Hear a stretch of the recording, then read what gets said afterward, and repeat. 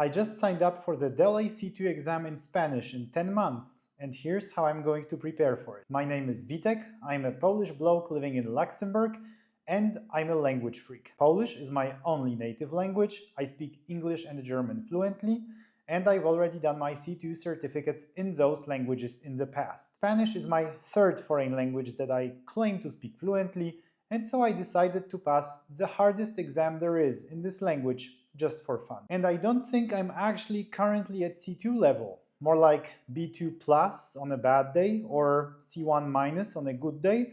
So there is a gap that I need to close.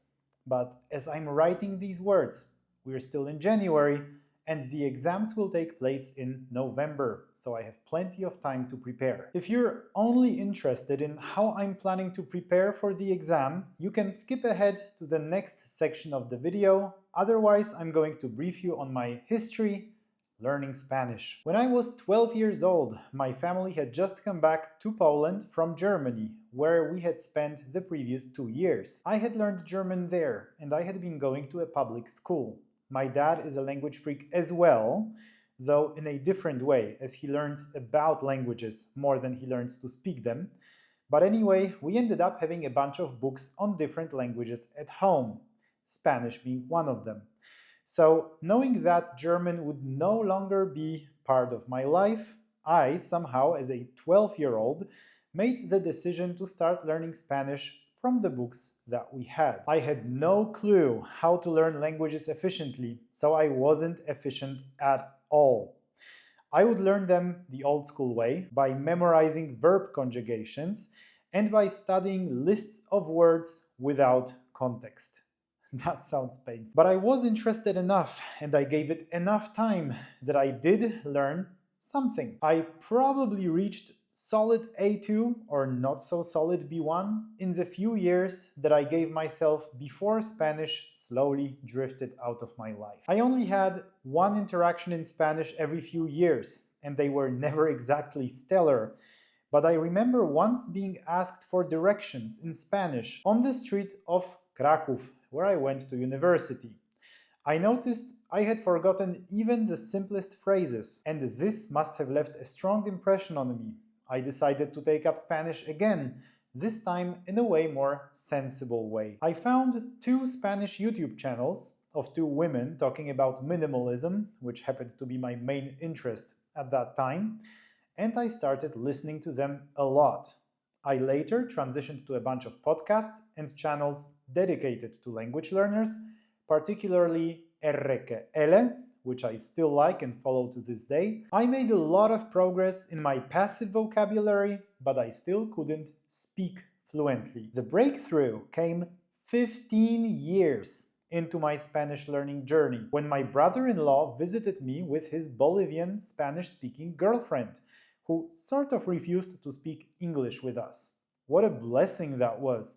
I stuttered like crazy the first day, and then, all of a sudden, I began to speak confidently on day 2. Since then, I've been saying that I speak Spanish fluently, but I have still made improvements. My wife and I went to Peru for 3 weeks in 2023, and at the end of this stay, I almost didn't care whether a conversation would be held in Spanish or in English. Of course, objectively, my English was still better, but subjectively, Spanish was coming very effortlessly to me. We also spent a month in Chile in September 2025, which helped me progress even more. And this brings us to today, and my Spanish being stronger than ever. At this point, it's harder to make a language progress, especially when you don't live in a country where your target language is spoken on a daily basis. You need more of a systematic approach, and it becomes harder to just comprehensible input your way to proficiency. And you need something that will push you to make that extra effort. That's why I signed up for the Dele C2 exam. It's a challenging goal, but not out of reach. I know it will force me to address my biggest deficiencies and become a more well-versed Spanish speaker, and it costs 240 euros this year, which crowns the act of commitment. I'm going to get tested in all 4 modules: reading, writing, listening, and speaking. Alright, so how am I going to prepare for the exam? I'm going to ease into the process, and I'm planning to become very intense towards the finish line. Well, everything is downstream from your passive language skills. First of all, reading and listening get tested, so I'm going to literally get tested on my passive skills.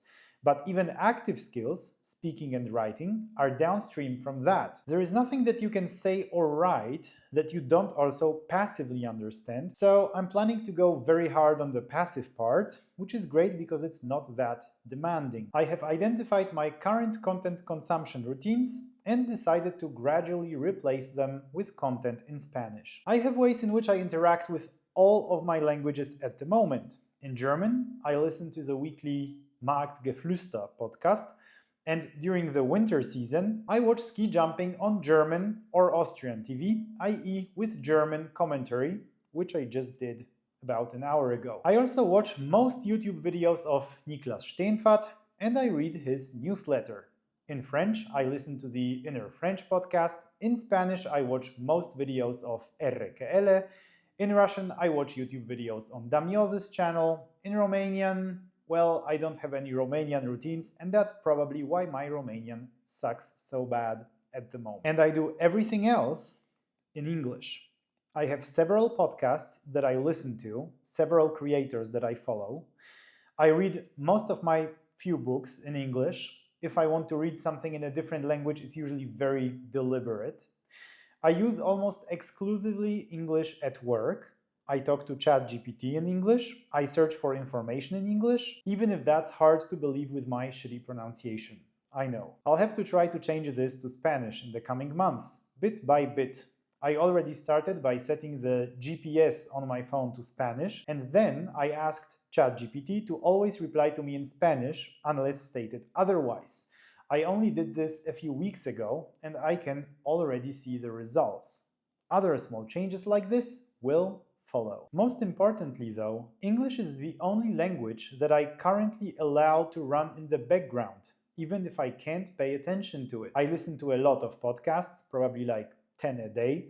They run in the background all the time, usually at around 1.5 to 1.75x. And I usually pay attention to everything, but sometimes I'll allow my thoughts to drift away, and very importantly, once I focus back on the podcast, I won't usually force myself to go back in that podcast to listen to the parts that I missed. Therefore, English is the only language that I will truly allow to run in the background. I don't do that in any other language, well, maybe besides Polish, because I would consider it a waste. Can't focus on a piece of content in German, Spanish, French, or Russian? Better not watch it or listen to it at all. I can go back when I can devote my undivided attention to it, and ideally take notes as well. And that's normally fine, but I will have to be exposed to Spanish so much in the coming months that this will happen to me in Spanish, and I need to allow for it to happen. I can't let my OCD win, but worry not, for I'll succeed.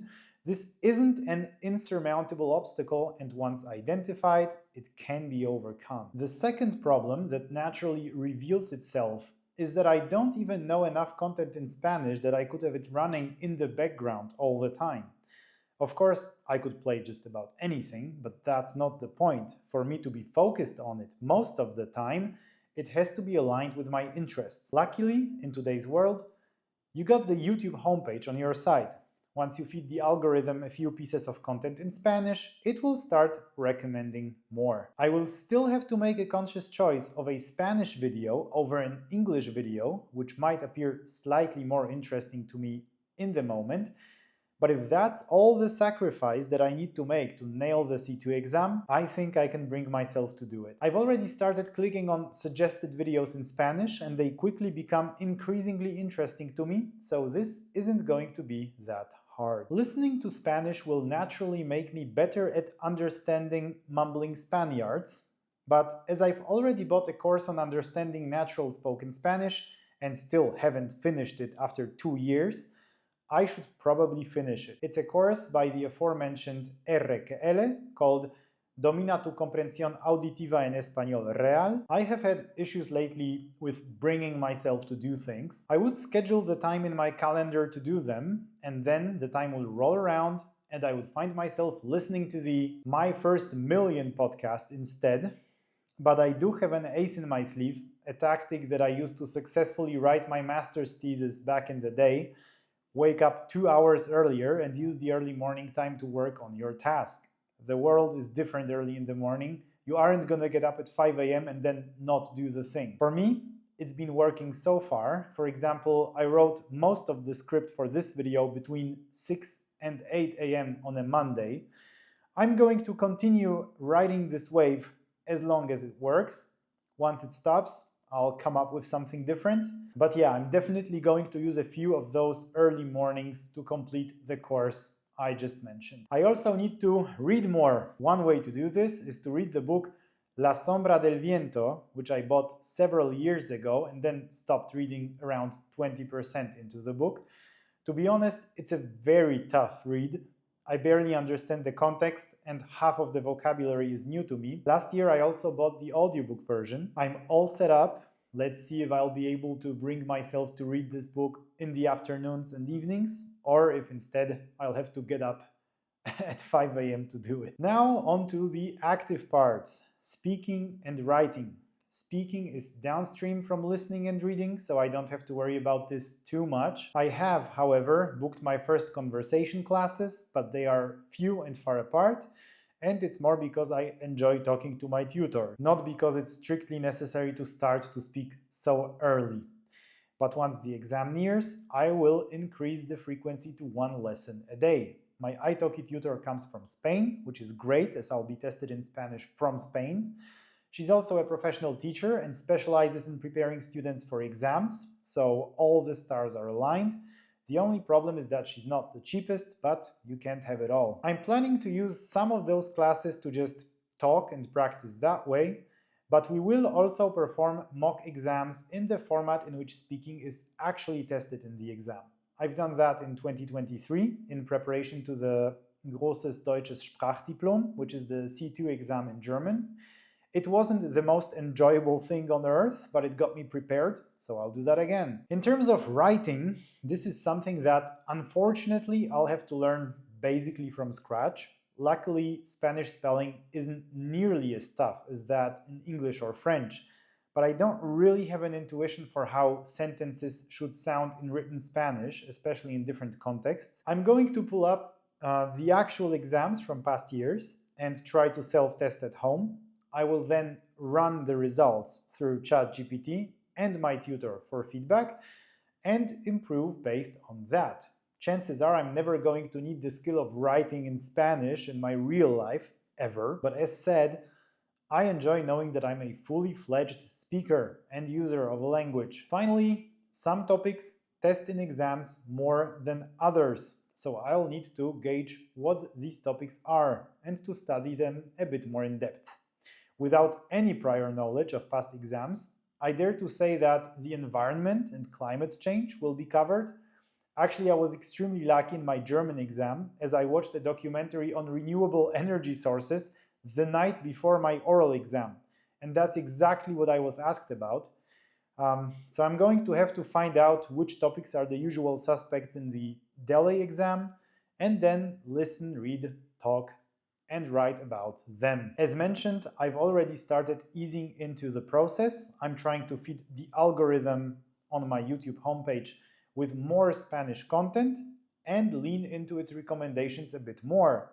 I booked my first conversation classes with my tutor. Shortly, I'll try to sit down to read and listen to La Sombra del Viento, and I'm going to do 1 lesson at a time of my Spanish course. I'll be gradually increasing intensity over time, and I'll be very immersed in the weeks leading up to the exam. I had 14 German lessons in the 14 days preceding my C2 exam in German, and I'll certainly do something similar this time around. Maybe I'll extend it to 6 weeks this time. The one obstacle is that I'm planning 3-week holidays that will leave me with only 2 weeks for final preparation right before the exam. But I'll use those 2 weeks to the fullest. And I'm also going to use the time before my holidays, and even partly during my holidays, because we're planning to visit a Spanish-speaking country. We'll see how that goes. So that's about it for the day. Let me know in the comments about any questions that you might have. Otherwise, I'll see you in the next vid. Bye!